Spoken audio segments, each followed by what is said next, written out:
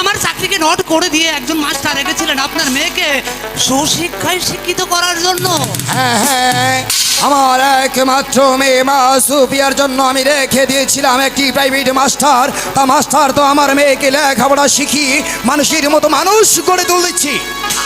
আমি বলছিলাম কি সেই মাস্টার আপনার মেয়েকে দিছে না? কি বলতে চাচ্ছ মুন্সি? মানে বলছিলাম কি আস্তাগফিরুল্লাহ রাব্বানা সালানা কথাটা যে কেমনে বলি মোরল সাহেব। শোন মুন্সি, হ্যাঁ বলুন। আমি হয়েছি 10 গ্রামের মোড়ল।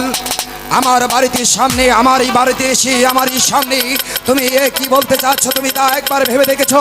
তুমি যে কথা বলতে চাচ্ছ তুমি অনেক হুঁশিয়ার হয়ে কিন্তু কথা বলবে।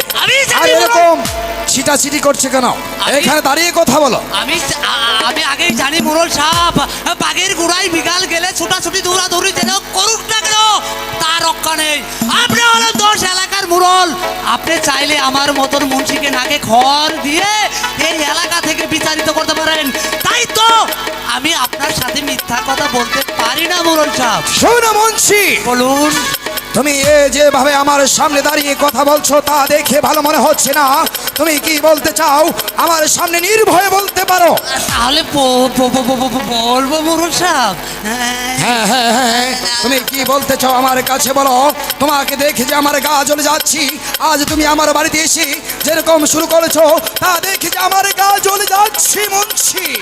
তা জানি মোরল সাহেব, কেবল আমি আগুন দিয়েছি, এখনো তো পুরো শেষ হয় নাই।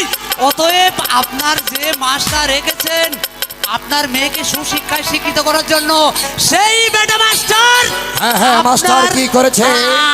আপনার মেয়েকে দিচ্ছে প্রেম শিক্ষা। চুপ করো মুন্সি, যত বড় মুখ নয় তত বড় কথা। এই 10 গ্রামের মোড়লের সামনে দাঁড়িয়ে তারই মেয়ের কথা কি বলছো তা কি তুমি একবার ভেবে দেখেছো?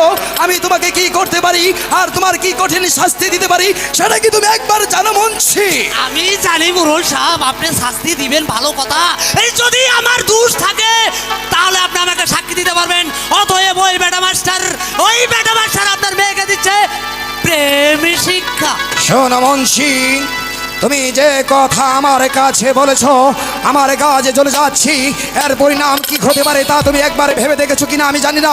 আমি যে এর কঠিন বিচার করব মুন্সি। অবশ্যই কঠিন বিচার করবেন মোরল সাহেব। অতএব এই সক্কু মুন্সির নামে না, এই বিচার যদি করতে হয় তাহলে আপনার সেই প্রাইভেট মাস্টারের করতে হবে মোরল সাহেব।